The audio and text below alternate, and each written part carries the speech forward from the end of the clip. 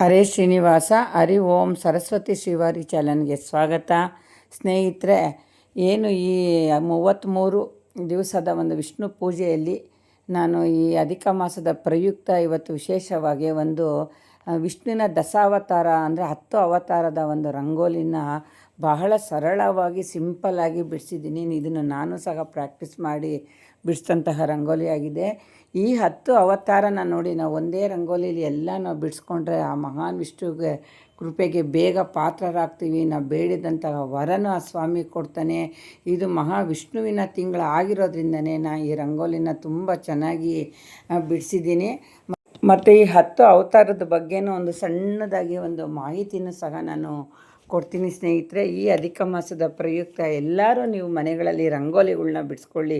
ದಿನ ಒಂದೊಂದು ರಂಗೋಲಿ ಬಿಡಿಸೋದ್ರಿಂದ ನೀವು ಬೇಗ ದೇವರಿಗೆ ಒಂದು ಆಶೀರ್ವಾದ ತಗೋತೀರಾ, ನಿಮ್ಮ ಇಷ್ಟಾರ್ಥವನ್ನೆಲ್ಲ ಈಡೇರುತ್ತೆ ಅಂತ ಹೇಳಿ ನಾನು ಇವತ್ತು ಈ ರಂಗೋಲಿನ ಯಾವ ಥರ ಬಿಡಿಸೋದು ಅನ್ನೋದು ಮತ್ತು ಆ ರಂಗೋಲಿಯಿಂದ ನಮ್ಗೆ ಏನೆಲ್ಲ ಒಂದು ಪ್ರಯೋಜನ ಇದೆ, ಆ ಸ್ವಾಮಿ 10 ಅವತಾರನ ತಗೊಂಡು ನಮಗೆಲ್ಲ ಏನು ಒಂದು ಮಾನವ ಕುಲಕ್ಕೆ ಒಂದು ರಕ್ಷಣೆ ಕೊಟ್ಟ ಅನ್ನೋದ್ರ ಬಗ್ಗೆ ನಾನು ಇವತ್ತೊಂದು ಸಣ್ಣದಾಗಿ ವಿಡಿಯೋ ಮಾಡಿದ್ದೀನಿ ಸ್ನೇಹಿತರೆ. ಈ ವಿಡಿಯೋ ನಿಮಗೆಲ್ಲ ಇಷ್ಟ ಆಗಿದರೆ ದಯವಿಟ್ಟು ಸಬ್ಸ್ಕ್ರೈಬ್ ಆಗಿ, ಲೈಕ್ ಮಾಡಿ, ಶೇರ್ ಮಾಡಿ.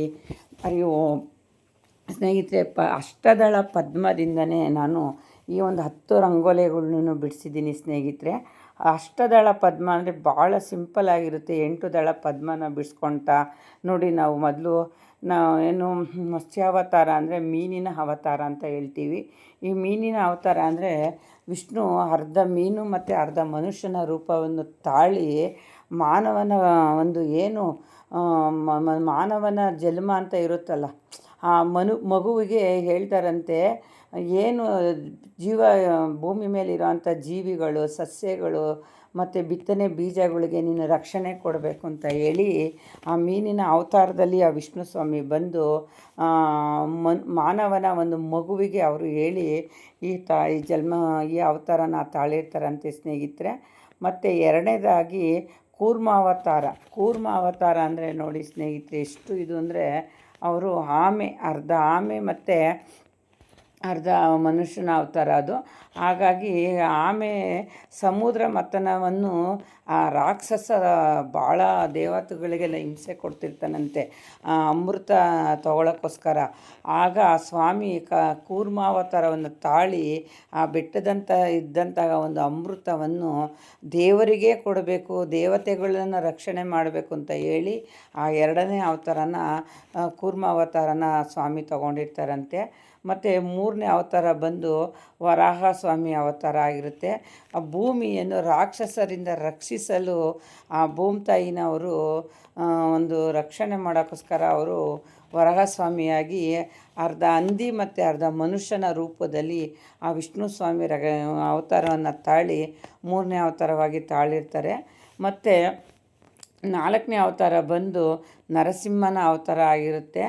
ನರಸಿಂಹ ಅವತಾರ ಬಂದು ಏನು ಹಿರಣ್ಯಕಶಿಪುನ ಸಂಹಾರ ಮಾಡೋಕ್ಕೋಸ್ಕರ ಇದು ಏನು ಭೂಮಿಲಿ ಶಾಂತಿ, ನೆಮ್ಮದಿ, ಧರ್ಮನ ಕಾಪಾಡಬೇಕು ಅಂತ ಹೇಳಿ ಅವರು ಹಿರಣ್ಯಕಶಿಪುನ ಸಂಹಾರ ಮಾಡೋಕ್ಕೋಸ್ಕರನೇ ನರಸಿಂಹನ ಅವತಾರ ತಗೊಂಡು ತನ್ನ ಪರಮ ಭಕ್ತನಾದ ಪ್ರಹ್ಲಾದನನ್ನು ರಕ್ಷಣೆ ಮಾಡೋಕ್ಕೋಸ್ಕರ ಅವರು ನರಸಿಂಹನ ಅವತಾರವಾಗಿ ತಾಳಿರ್ತಾರೆ. ಮತ್ತು ಇನ್ನೊಂದು ಅವತಾರ ಬಂದು ವಾಮನ ಅವತಾರ ಆಗಿರುತ್ತೆ. ಇದು ವಿಷ್ಣುವಿನ ಕುಬ್ಜ ಅಂತಲೇ ಹೇಳಿ ಕುಬ್ಜ ಅವತಾರ ಅಂತಲೇ ಹೇಳ್ತಾರೆ.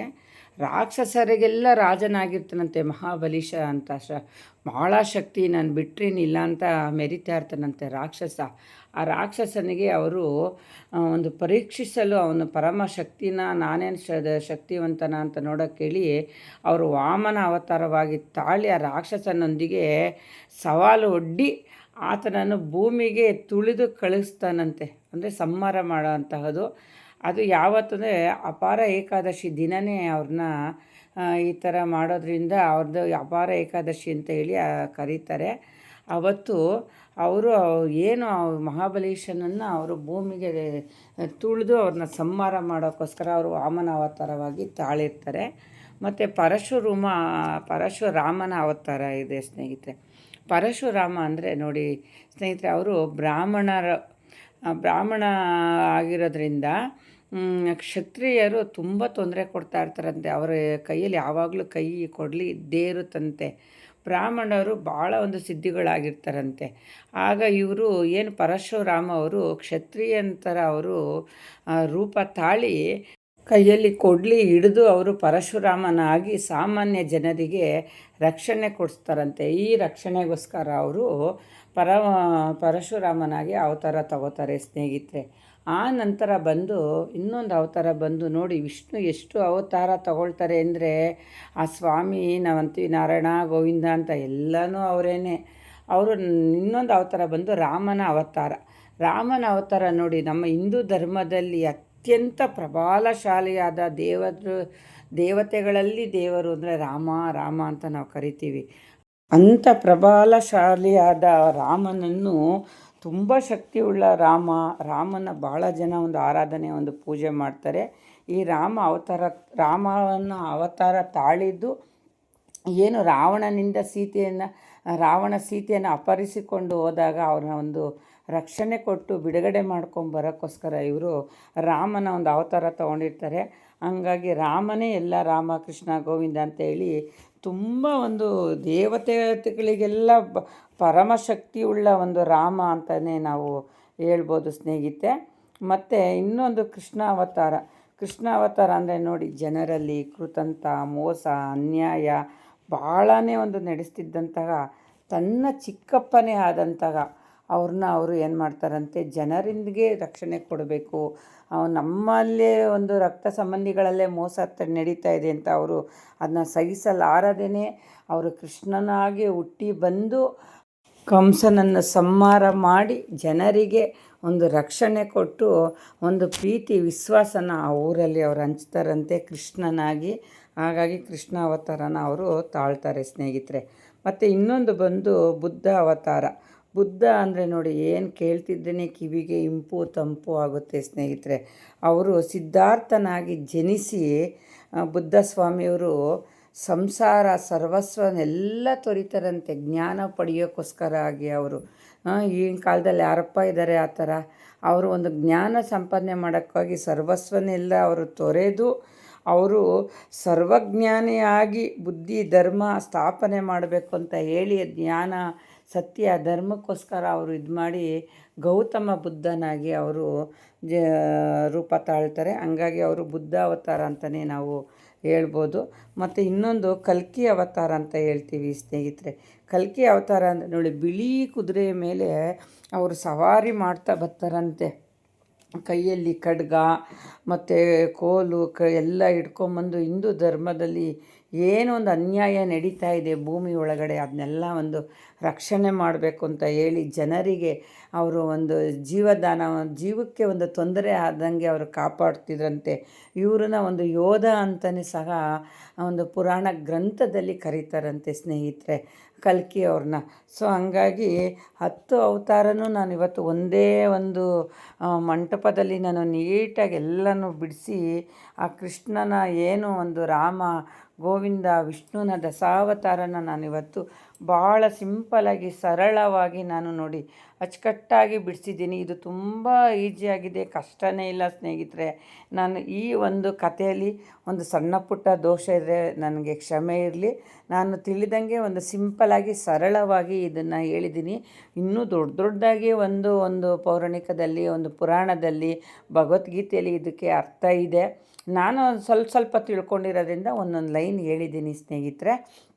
ಈ ರಂಗೋಲಿನ ವಿಶೇಷವಾಗಿ ನೋಡಿ 33 ಬತ್ತಿನ ನಾನು ಅವತ್ತು ಮಾಡಿಕೊಂಡಿದ್ದೆ. ಈ ಒಂದು ಮಾಸದಲ್ಲಿ 33 ಬತ್ತಿ ಹಚ್ಚಬೇಕು ಅಂತ ಹೇಳಿ ಇವತ್ತು ದಶಾವತಾರ ಒಂದು ರಂಗೋಲಿ ಬಿಡಿಸಿರೋದ್ರಿಂದ 10 ಅವತಾರಕ್ಕೋಸ್ಕರ ಈ ಒಂದು 33 ಬತ್ತಿನ ನಾನು ಹಚ್ಕೊಂಡು ಅವ್ರಿಗೆ ಇವತ್ತು ವಿಶೇಷವಾಗಿ ಬಿಲ್ಪತ್ರೆಯನ್ನು ನೋಡಿದ್ವಿ. ಬಿಲ್ಪತ್ರೆ ನಾನು ಸಿಗಲಿಲ್ಲ, ಅದ್ರ ಬದಲು ಕಗ್ಗರ್ಲೆ ಬತ್ತಿ ಅಂತ ಬರುತ್ತೆ, ಅದು ತುಂಬಾ ಪ್ರೀತಿ ಶಿವನಿಗೋಸ್ಕರ. ಇವತ್ತು ಸೋಮವಾರ ಆಗಿರೋದ್ರಿಂದ ವಿಶೇಷವಾಗಿ ಒಂದೊಂದೇ ದಳ ಅವ್ರಿಗೆ ಇಟ್ಬಿಟ್ಟು ಆನಂತರ ಒಂದು ಕನಕಾಂಬರನ ಸಹ ನಾನು ಅಲ್ಲಿಟ್ಟು ಒಂದು ನೈವೇದ್ಯನ ನಾನು ತೋರಿಸಿ ಒಂದು ಶ್ರದ್ಧೆ ಭಕ್ತಿಯಿಂದ ಈ ಪೂಜೆನ ನಾನು ಮಾಡಿದ್ದೀನಿ ಸ್ನೇಹಿತರೆ. ಈ 10 ಏನು ಅವತಾರ ಇದೆ, ಈ 10 ಅವತಾರದಲ್ಲೂ ಸ್ವಾಮಿ ಬಂದು ನಮಗೆ ರಕ್ಷಣೆ ಕೊಡಲಿ. ಈ ಒಂದು ಅಧಿಕ ಮಾಸ ಇನ್ನು 3 ವರ್ಷದ ತನಕ ನಮಗೆ ಬರೋದಿಲ್ಲ, 3 ವರ್ಷಕ್ಕೊಮ್ಮೆ ಬರೋ ಅಂಥ ಈ ಅಧಿಕ ಮಾಸನ ನಾವೆಲ್ಲರೂ ಉಪಯೋಗಿಸ್ಕೊಳ್ಳೋಣ. ಮೊದಲು ಈ ರಂಗೋಲಿನ ನಾನು ಆಚೆ ಬಿಡಿಸಿ ಒಂದ್ಸರಿ ಪ್ರಾಕ್ಟೀಸ್ ಮಾಡಿ ಆನಂತರ ಬಂದು ನಾನು ನೋಡಿ ಇಲ್ಲಿ ಬಿಡಿಸಿದ್ದೀನಿ ಸ್ನೇಹಿತರೆ. ನೀವು ಒಂದೇ ಸರಿ ಬಿಡಿಸ್ತಕ್ಕೆ ಹೋದರೆ ಅದು ಬರೋದಿಲ್ಲ. ಒಂದು 3-4 ಸರಿ ಬಿಡಿಸಿ ಅಭ್ಯಾಸ ಮಾಡ್ಕೊಳ್ಳಿ. ಆನಂತರ ನೀವು ಯಾವುದು ತುಳಿದೇ ಇರೋವಂಥ ಜಾಗದಲ್ಲಿ ಆ ಸ್ವಾಮಿಯವ್ರನ್ನ ಒಂದು ಬಿಡಿಸಿ ಕ್ಲೀನಾಗಿ ಅವ್ರಿಗೆಲ್ಲ ಒಂದು ಅರ್ಶಿನ ಕುಂಕುಮ ಒಂದು ನೈವೇದ್ಯ ಎಲ್ಲ ಇಟ್ಬಿಟ್ಟು ನೀವು ಪೂಜೆ ಮಾಡ್ಕೊಳ್ಳಿ. ಎಲ್ಲರಿಗೂ ಒಳ್ಳೆಯದಾಗಲಿ ಸ್ನೇಹಿತರೆ. ಈ ರಂಗೋಲಿಗಳು ಬಹಳ ಒಂದು ಸರಳವಾಗಿ ಸಿಂಪಲ್ ಆಗಿರುತ್ತೆ. ಮತ್ತು ಒಂದೇ ದಿನ 10 ದೇವರುಗಳ ಅವತಾರಗಳಿಗೂ ನಾವು ಪೂಜೆ ಮಾಡಿರ್ತೀವಿ. ಎಷ್ಟು ಫಲ ಸಿಗುತ್ತೆ ಅಂದರೆ ಅಷ್ಟು ಒಂದು ಹೇಳೋಕ್ಕಾಗದೇ ಇರೋ ಅಷ್ಟು ಫಲ ಸಿಗುತ್ತೆ ಈ ಒಂದು ರಂಗೋಲಿಗಳಿಂದ. ಮತ್ತು ಅಧಿಕ ಮಾಸದ ಪ್ರಯುಕ್ತ 3 ದಿವಸದಿಂದನೂ ನಮಗೆ ಈ ಕಲ್ಯಾಣೋತ್ಸವ ಸಿಗ್ತಾಯಿದೆ. ಶ್ರೀನಿವಾಸ ಕಲ್ಯಾಣೋತ್ಸವ ಸಿಕ್ತು. ಶುಕ್ರವಾರ, ಶನಿವಾರ, ಭಾನುವಾರ 3 ದಿವಸದಿಂದನೂ ನಾವು ಈ ಸ್ವಾಮಿಯವರ ಕಲ್ಯಾಣೋತ್ಸವನ ನಾವು ಮಾಡ್ಕೊಳ್ತಾ ಬಂದಿದ್ದೀವಿ. ಮೊನ್ನೆ ಎಲ್ಲ ಒಂದು ಮಡ್ಲಕ್ಕೆ ತುಂಬುವಂಥ ಒಂದು ಕಾರ್ಯಕ್ರಮಕ್ಕೆ ಹೋಗಿದ್ವಿ. ಅಲ್ಲಿ ಎಲ್ಲರಿಗೂ ಬಂದಂತಹ ಒಂದು 33 ಮುತ್ತೈದೆಯರಿಗೆಲ್ಲ ಒಂದು ಅರಿಶಿಣ ಕುಂಕುಮ ಸೀರೆಗಳಿಂದನೂ ಕೊಟ್ಟು ಅವರು ನಮಗೊಂದು ಮಡ್ಲು ತುಂಬಿದ್ರು. ನಮಗೆ ತುಂಬ ಖುಷಿ ಆಯಿತು. ಆನಂತರ ನಿನ್ನೆ ಸಾಯಿಬಾಬನ ದೇವಸ್ಥಾನದಲ್ಲಿ ವರ್ಷದ ವಾರ್ಷಿಕೋತ್ಸವ ಕಾರ್ಯಕ್ರಮ ಇತ್ತು. ಪೌರ್ಣಮಿ ಪ್ರಯುಕ್ತ ಎಲ್ಲ ಬಿಳಿ ಸೀರೆಗಳ್ನ ಉಟ್ಕೊಂಡೋಗಿ ನಾವು 33 ಹಾಡನ್ನು 2.25 ಗಂಟೆ ಆಯಿತು ಸ್ನೇಹಿತರೆ.